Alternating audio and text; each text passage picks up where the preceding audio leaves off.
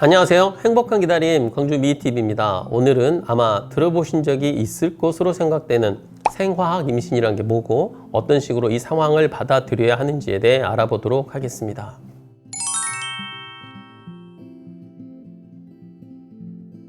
영어로 바이오케미칼 프레그넌시라고 부르고 이를 우리말로 이제 번역하다 보니 생화학 임신 이렇게 부르게 된 것이고요. 어떤 분들은 생화학 임신이 가짜 임신이라고 생각하시는데 전혀 그렇지 않습니다. 정자와 난자가 결합해서 착상이 되었다는 것을 의미하고 다만 그렇게 임신이 된 후 2, 3주 내에 유산이 되는 것을 의미합니다. 더 쉽게 바꿔서 저는 극초기 유산이라고 설명드리고 있습니다. 이 시기에는 피검사를 통해 HCG라는 임신 호르몬 수치 상승만을 임상적으로 관찰할 수 있고 수치가 너무 낮아 초음파 검사에서는 확인이 불가능합니다. 초음파 검사에서 보이려면 예를 들어 생리를 규칙적으로 30일 정도 주기로 하시는 분이라면 생리 시작한 날로부터 28일, 즉 4주는 넘어야 태낭 확인이 가능하다 이렇게 생각하시면 됩니다. 이 상황을 우리는 임상 임신이라고 부르고 있으니 참고 바랍니다.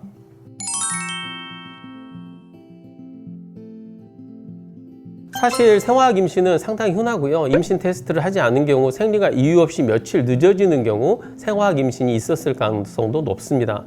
대략 유산의 50에서 70%를 차지하고 일생에 최소 한 번 이상 생화학 임신을 경험할 가능성이 무려 30에서 50%가량 됩니다. 대개 돌연변이적인 염색체 이상으로 인해 도태되는 것으로 알려져 있고요. 이런 경우는 배아의 염색체적인 손상이 너무 심해서 회복되거나 성장할 수 없다는 것을 의미합니다. 즉, 자연의 도태 시스템으로 걸러지는 것이라 생각하시면 되겠습니다.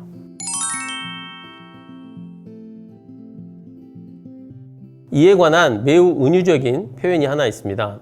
지금 나오고 있는 영문을 살펴보면 사실 난임으로 고생하고 있는 분들의 입장에서 임신은 되는데 화학적 유산으로 귀결되어 버리면 너무 심한 상실감을 느끼게 됩니다. 하지만 아예 되지 않는 것에 비해 생화학 임신은 일단은 난자와 정자가 수정이 되고 착상하는 시점까지 생존했다는 가장 확실한 증거이기 때문에 너무 비관적으로만 생각하지 말고 아예 빈잔은 아닌 반쯤 채워진 컵이니 조금만 더 채우면 가득 차게 될 그런 잔으로 생각하자고 말하고 있습니다.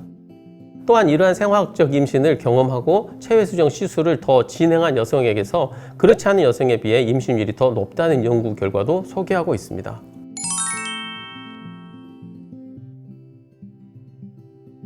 먼저 한 달 정도 조금 쉬는 것도 좋겠습니다. 물론 생리하면 바로 임신 시도도 할 수는 있지만 한번 쉬어가는 것도 정서적으로 좋은 판단일 수 있겠습니다.